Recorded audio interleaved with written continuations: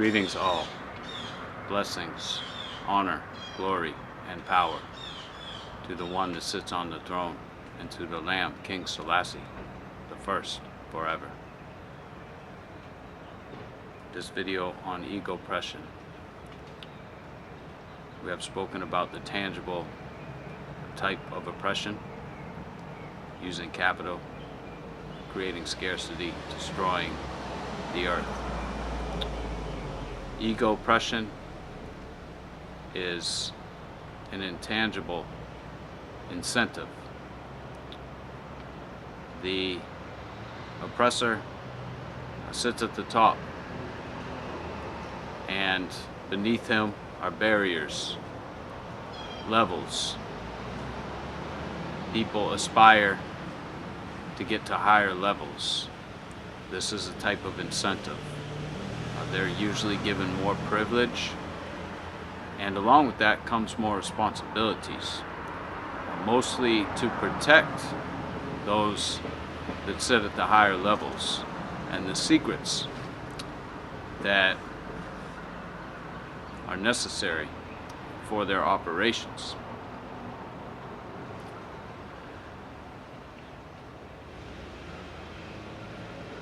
People are willing to work, to serve what they believe they have a stake in. And by giving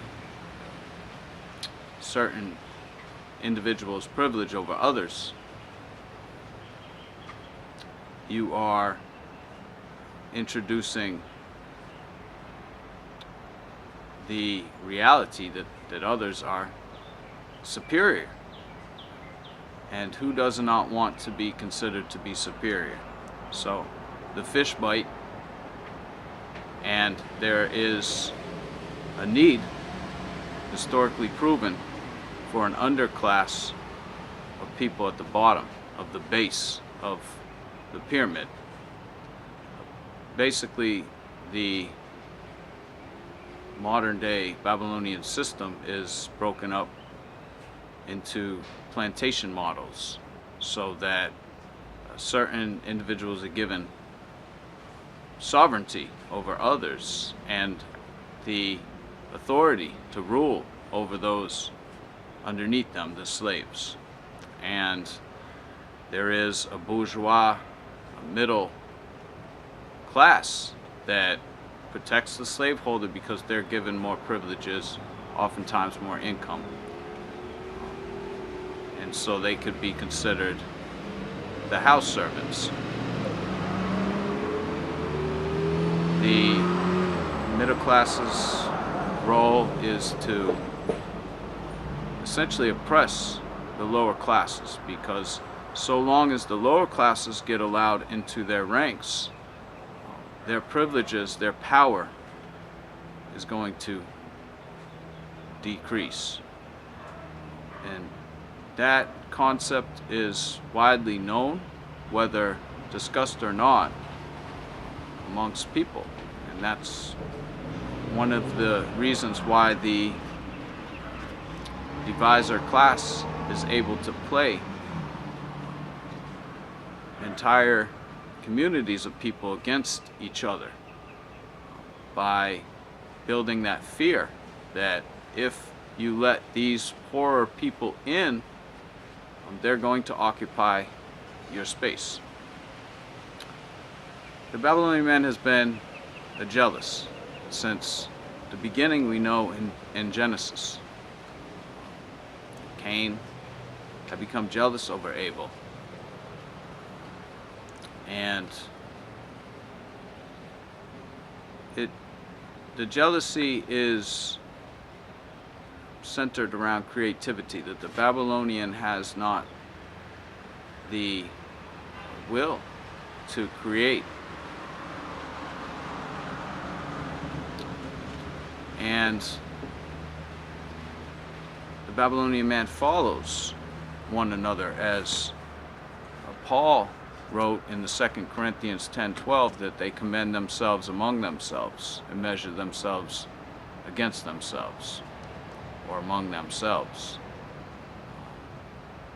that we dare not make ourselves to that number. And so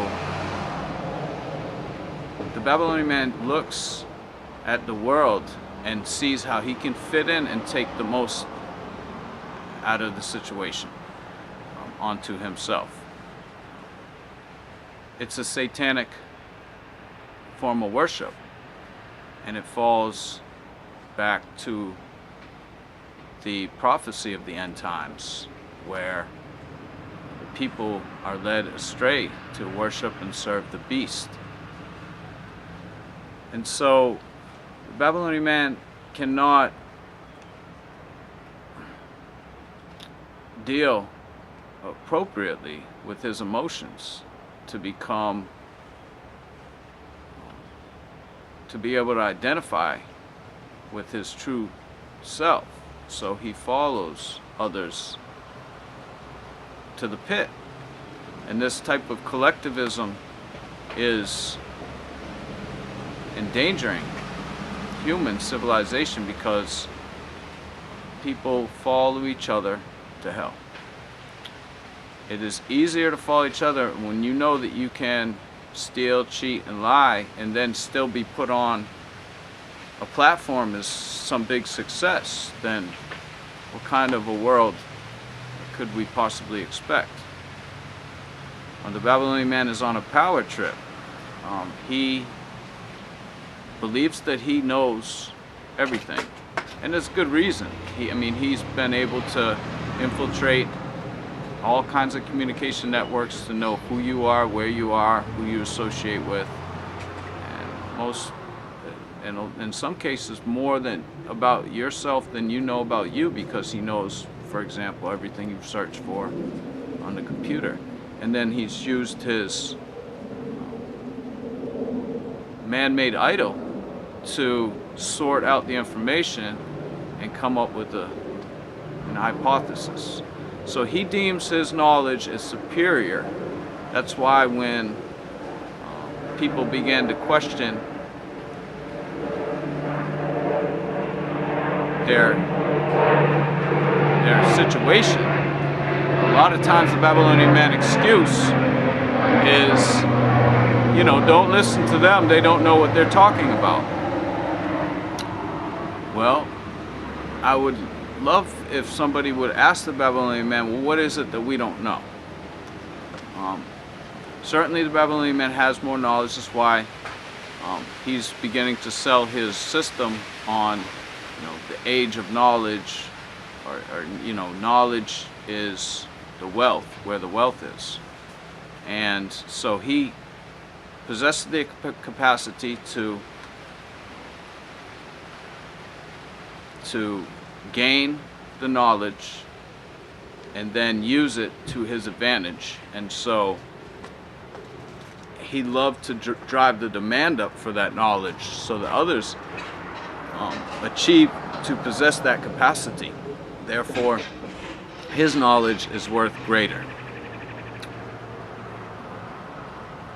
And the same token, he believes that others don't naturally have the capacity to possess the knowledge. In other words, the Babylonian man really believes that he's in a position, because of his supreme talent, to orchestrate whatever conduct, and others just don't have the ability to. That's why he's rich. That's why he's successful, is because he has super skills. And it's just not so. We know with the modern day entertainment complex, people are propagated. They're put into place by the advisor classes as sort of kind of role models.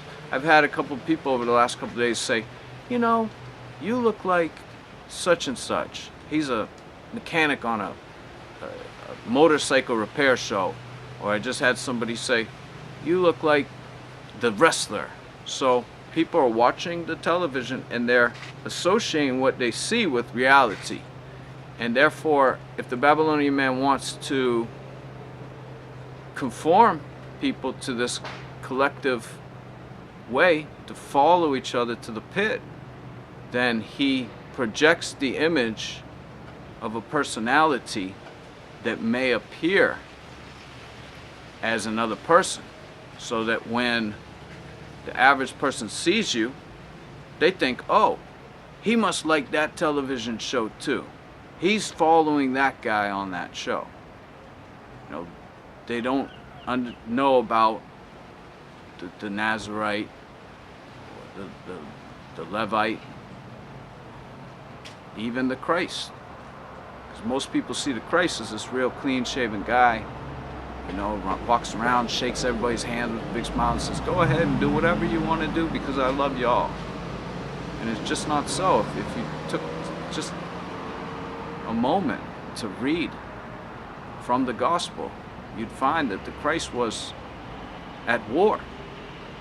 He was a warrior of righteousness. And his method was very disturbing to those divisor classes. They saw him as a threat. And that's why he was crucified. You know, if he was such a nice, friendly guy that just went around loving everyone, you really believe he'd be crucified. So we've been projected this image by the beast of what it is to be in this existence, in this time. And it's a false image, as it states in the scripture. The beast, the second beast, is also considered the false prophet. Giving thanks, Jah, Rastafari.